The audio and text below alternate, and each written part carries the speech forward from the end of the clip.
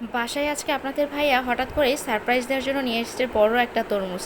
বড় একটা তরমুজ। তরমুজটা এত ভারী ছিল যে আমি ধরতেই পাচ্ছিলাম না। আর আপনাদের ভাই আমাকে বলছিল এটা তুমি কাটো। আমি বলছি না, অবভিয়াসলি তুমি কাটবা, কেননা এত বড় তরমুজ আমি কাটতে পারবো না। আর এতক্ষণ করে না। ওর বাবা কাটতেছে আর আমার মেয়েটা অনেক খুশি, বারবার শুধু বলছে ওয়াও ওয়াও।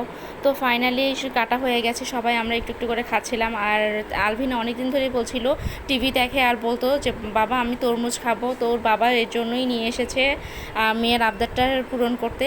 কারণ আমার মেয়েটা একটু একটু করে ফ্রুটস সম্পর্কে চিনতেছে, এক একটা ফ্রুটসের সাথে ওকে পরিচয় করে দিচ্ছি। ছোটোবেলায় আমি জুস করে খাওয়াতাম, বাট এখন ওকে আমি ফাইনালি মানে সব কটা ফ্রুটস হাতে হাতে দেখিয়ে দেখিয়ে শেখাচ্ছি যে এটা এই ফল, এটার নাম এটা, এটা এইভাবে খেতে হয়।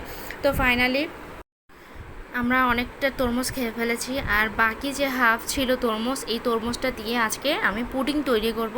তো আপনাদের সাথে এই ডেজার্ট আইটেমটা শেয়ার করছি। তো যার জন্য বললাম যে তো আপনাদের ভাইয়াকেই বলেছি পুরোটা কেটে নিতে, যেহেতু ও তরমুজটা কেটেছে ওই কাটুক, আমি আর কাটলাম না। আর পরিমাণটা বলে দিচ্ছি, আমি একটা তরমুজের অর্ধেকের অর্ধেকটা নিয়েছি পুডিং করতে, আর অর্ধেকটা আমরা খেয়ে ফেলেছি। আর বাকি যে অর্ধেকটা ছিল সেটা আমি এভাবে র্যাপার দিয়ে সুন্দর করে মুড়িয়ে এটা ফ্রিজে রাখবো। আপনাদেরকে এই টিপসটা শেয়ার করলাম। আপনারা চাইলে এভাবে তরমুজটাকে সংরক্ষণ করে ফ্রিজে রাখতে পারেন, তাহলে তরমুজটা নষ্ট হবে না, গন্ধ হবে না ফ্রিজে রাখলে, এবং অনেক দিন পর্যন্ত আপনারা রেখে খেতে পারবেন। আর আমি বাসায় এইভাবেই তরমুজটাকে সংরক্ষণ করি, আপনারাও চাইলে এইভাবে কিন্তু রাখতে পারেন। তো আমি ফাইনালি এভাবে রেখে দিচ্ছি। আর বাকি যে টুকরো টুকরো করে রেখেছিল আপনাদের ভাইয়া, এটাকে এখন আমি অল্প অল্প করে ব্লেন্ডারে জারে নিয়ে নিচ্ছি। এটাকে সুন্দর করে ব্লেন্ড করে একটা জুস করে নিতে হবে পুডিংয়ের জন্য। এর যে বিচিটা আছে, বিচিটা ফেলার দরকার নেই, এটা ব্লেন্ডারে দিলে এমনি ব্লেন্ড হয়ে যাবে। আর দেখুন আমার ফাইনালি ব্লেন্ড করা হয়ে গেছে। আর সব কটা আমি একসাথে এইভাবে জুস করে নিয়েছি। এখন এটাকে ছাকনা দিয়ে ছেঁকে নিতে হবে, যার জন্য আমি প্রথমেই নিয়ে নিয়েছি একটা সাদা বাটি, আর এর উপরে নিয়ে নিয়েছি একটা স্টিলের ছাঁকনি। এই ছাঁকনা দিয়ে কিন্তু জুসটাকে ছেঁকে নিতে হবে, তাহলে তরমুজের যে কাঠ বা বিচি আছে সেটা কিন্তু খুব সুন্দরভাবে চাবাটা বের হয়ে আসবে। তো ফাইনালি দেখুন আমি খুব সুন্দর করে এটাকে ছেঁকে নিচ্ছি, আর কত সুন্দর করে জুসগুলো নিচে পড়ে যাচ্ছে। এভাবে একটু সময় নিয়ে ধৈর্য ধরে এই জুসটাকে ছেঁকে নিতে হবে। আর বাকি যে চাবাটুকু ছিল সেটাকে এখন আমি ফেলে দিচ্ছি। আর এখন দেখুন একদম পিওর, একদম আমি খাঁটি তরমুজের জুসটা পেয়ে গেছি। আর এখন আমি এর মধ্যে দিয়ে দিচ্ছি 3 টেবিল চামচ পরিমাণ চিনি। যেহেতু তরমুজটা আমার মিষ্টি ছিল তাই আমি 3 টেবিল চামচ ইউজ করেছি। আর দিয়ে দিয়েছি 2 টেবিল চামচ পরিমাণ আগার আগার পাউডার। এই আগার আগার পাউডার আর চিনিটাকে এখন খুব ভালোভাবে এটাকে মিশিয়ে নিতে হবে, তারপরে চুলা চালিয়ে দিতে হবে। আগেই চুলাতে দিতে যাবে না, তাহলে আগার আগার পাউডারটা মিশাবে না, এটা কিন্তু জমাট বেঁধে থাকবে।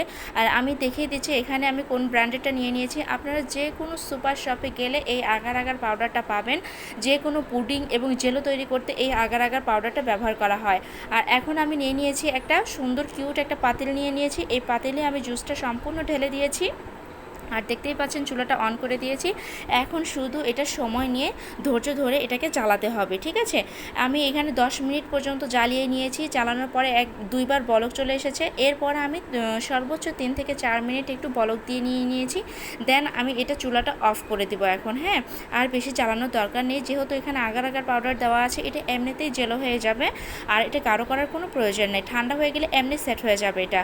আর এখন আমি চুলাটা অফ করে এটা পরিমাণ মতো আমি ঠান্ডা করে নিয়েছি। আর এখন যে পুডিং বানানোর জন্য যে পাত্রটা লাগবে সেই পাত্রটা নিয়ে নিয়েছি। আপনারা চাইলে যে কোনো সাইজের বাটি বা কাচের বাটি যে কোনো কিছু নিতে পারেন। তো আমি এই মোলটা নিয়ে নিয়েছি।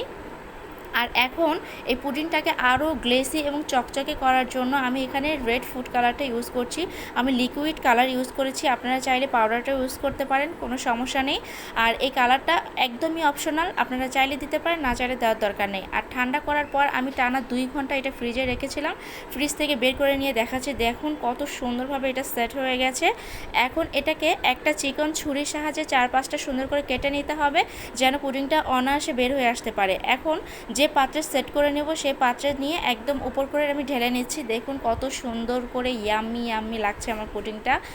কত ইজি এই পুডিংটা তৈরি করা, চটজলদি বাসায় একবার হলো বানিয়ে খেয়ে দেখবেন, একদম টেস্টের কোনো হেরফের হবে না। মনে হচ্ছে একদম, মনেই হচ্ছে না যেটা একটা পুডিং খাচ্ছে, একদম সেম আমি তরমুজের যে ফ্রেশ যে ফ্লেভারটা আছে আমি সেইটাই পাচ্ছি। আর কত সুন্দরভাবে আমার এই জেলোটা তৈরি হয়ে গেছে দেখুন, একেবারে সফট। আজকের ভিডিও ভালো লাগলে সঙ্গেই থাকবেন। আল্লাহ হাফেজ।